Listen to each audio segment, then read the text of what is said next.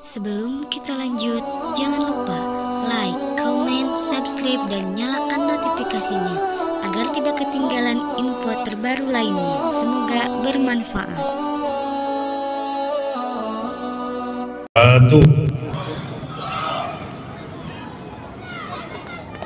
Alhamdulillahilladzi Ramadana syahrul syiyam bil barakati.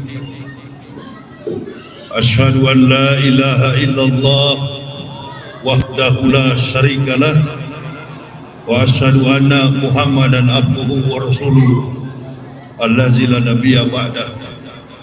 Allahumma fasholli wa sallim ala imamil abrar wal muqarribin sayyidina wa maulana Muhammadin wa ala alihi wa sahbihi al-ansar wal muhajirin wa alaina ma'ahum bi rahmatika ya arhamar rahimin.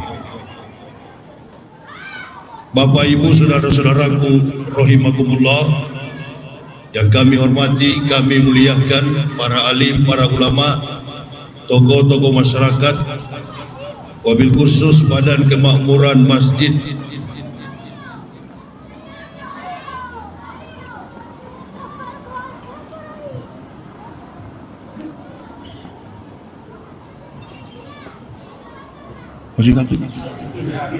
Masjid Al-Ittihad, Perumahan Bukit Permai Cibubur, Jakarta Timur, dan yang kami cintai, kami banggakan, ma'asyiral muslimin wal muslimah rahimakumullah.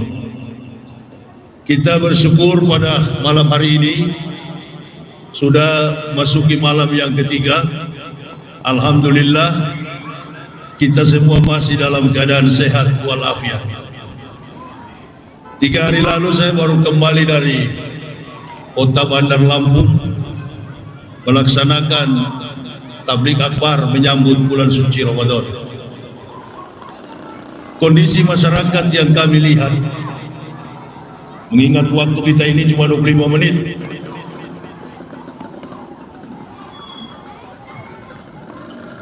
makanya saya langsung panik mendengar 25 menit.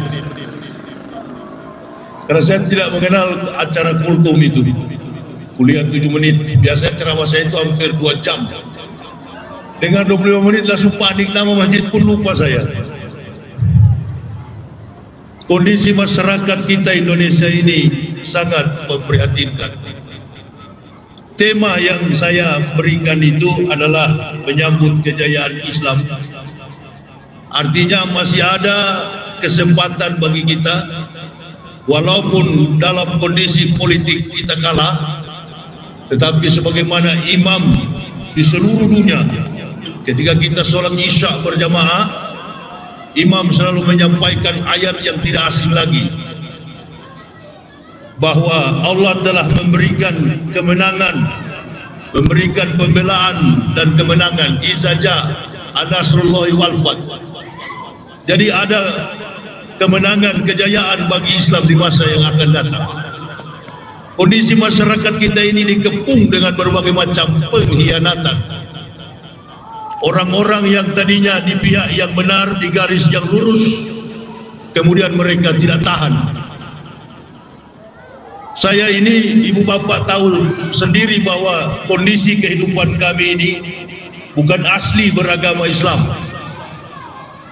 Tapi dari awal kami komitmen, sekali melangkah menegakkan Islam, sampai ke liang kubur kami akan tetap tegak memperjuangkan agama ini. Kalau bilang tawaran, banyak yang menawarkan untuk ikut-ikutan di pihak yang tidak benar. Kami prihatin dengan kondisi sekarang ini yang terjadi. Sampai hari ini kita belum mendapatkan kepastian siapa yang akan menjadi pemimpin bagi kita. Terkatung-katung, tidak ada kejelasan tentang kehidupan kita berdemokrasi, berbangsa, bernegara. Jadi kondisi kita di dalam berislam tadi, ada satu tema yang saya sempat dengar tadi dari salah satu penceramah di masjid ini. Dalam kondisi Ramadan ini kita tetap berjihad. Allahu Akbar. Inilah kesempatan bagi kita jamaah. Saya kebetulan orang yang selalu konsisten berdakwah ke Sumatera, ke Sulawesi, ke Kalimantan, dan melihat lebih jelas bagaimana kawan-kawan kita yang tadinya di baris terdepan dalam perjuangan memperjuangkan kebenaran, dan kemudian mereka sekarang menjadi musuh. Sungguh sangat menakutkan keadaan ini. Kita tetap berdoa kepada Allah, meminta kepada Allah agar apa yang kita inginkan, cita-cita kita Indonesia perubahan, insya Allah segera diijabah oleh Allah. Tak ada yang mustahil. Ini bulan Ramadan, semua permohonan munajat kita kepada Allah pasti didengar oleh Allah Subhanahu wa Ta'ala. Kondisi kehidupan kita semua, saya pribadi, ibu bapak, saudara-saudara kita di luar sana, sangat memprihatinkan. Ekonomi kita terpuruk, persatuan dan kesatuan dalam kehidupan bermasyarakat, berbangsa, bernegara, di kalangan elit politik kita diadu domba. Bahkan yang paling sangat memprihatinkan adalah ketika kita beribadah kepada Allah diatur sedemikian rupa, dan ini yang mengaturnya adalah orang-orang kafir. Orang kafir yang tidak suka dengan suara sound system, orang kafir yang tidak suka dengan ibadah yang dilakukan oleh orang Islam. Yahudi walan tardo ankal yahud wala nasoro hatta tatabiya milatahu. Ini adalah konsep mereka dari dulu sampai akhir zaman, sampai kiamat. Mereka tidak akan pernah berhenti. Mereka akan terus mengganggu kita. Bagaimana cara mereka? Berulang-ulang saya katakan, bagaimana cara menghancurkan Islam? Pakai orang Islam untuk menghancurkan Islam. Salah satunya adalah komentar Menteri Agama Yakut Khalil Kaumas. Dia berpolitik, dia menyampaikan isu politik ibarat petinju. Ketika kita naik ring, satu petinju diikat tangannya, diikat kakinya, petinju yang lain dibiarkan untuk menghantam lawan yang telah diikat. Inilah kondisi kita. Inilah yang terjadi dalam kehidupan kita. Siapa pintar menjilat, siapa pintar berkhianat, insya Allah dia akan hidup kaya raya di negara ini.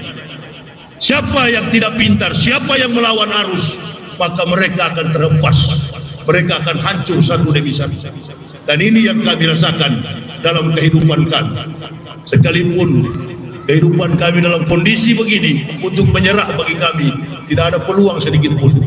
Kami tetap setia, kami tetap membela agama ini, karena inilah yang menyelamatkan kami. Siksa di dunia ini hanya sementara. Apa yang kita rasakan, penderitaan, makan minum, itu hanyalah hiasan.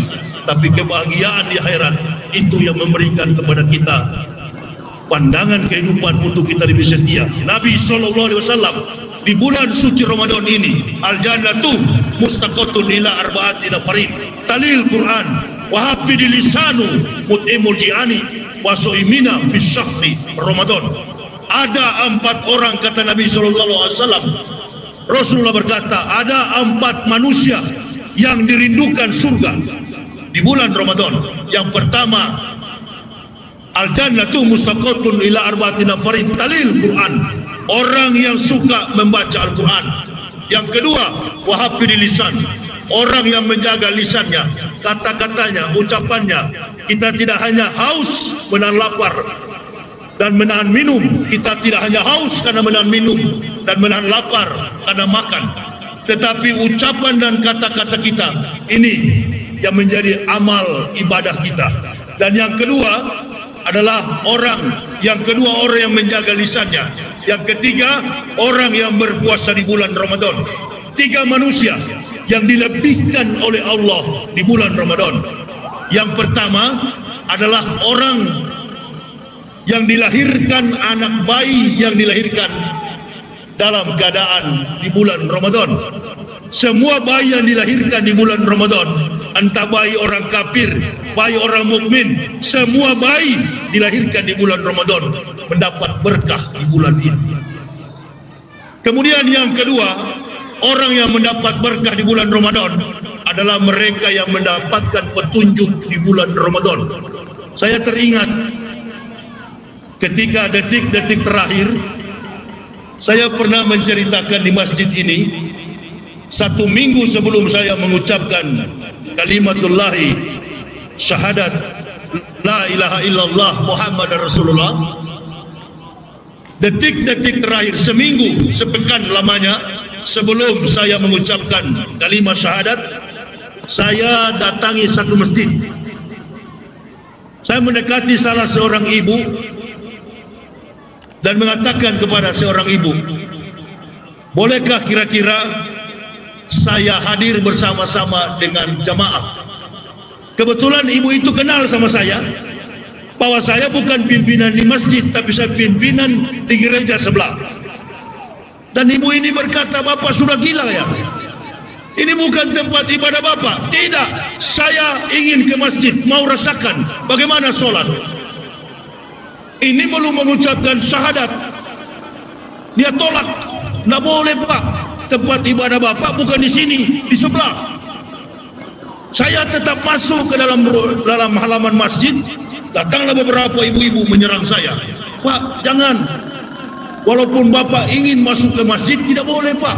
Oh, tidak boleh ya? Oke, kalau tidak boleh. Lalu pertanyaan saya kepada mereka, kamu tahu di Amerika, di Eropa, orang yang belum Islam, mereka gabung dengan orang Islam, mereka sholat sama-sama.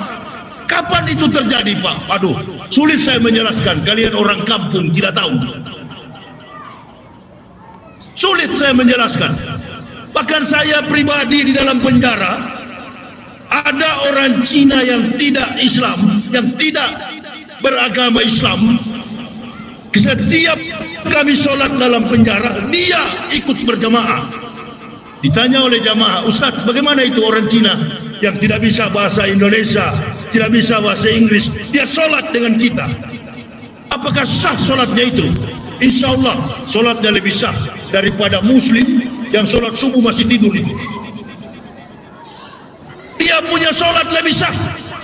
Jadi jangan berpikir bahwa perintah sholat itu hanya kepada orang Islam. Sholat itu Allah perintahkan kepada jin dan umat manusia. Manusia yang mana? Seluruh umat manusia. Yang melaksanakannya adalah mereka dicap sebagai mukmin. Yang menolak untuk sholat adalah orang-orang kafir. Beriman kepada Allah mereka mukmin, dan tidak beriman kepada Allah mereka kafir.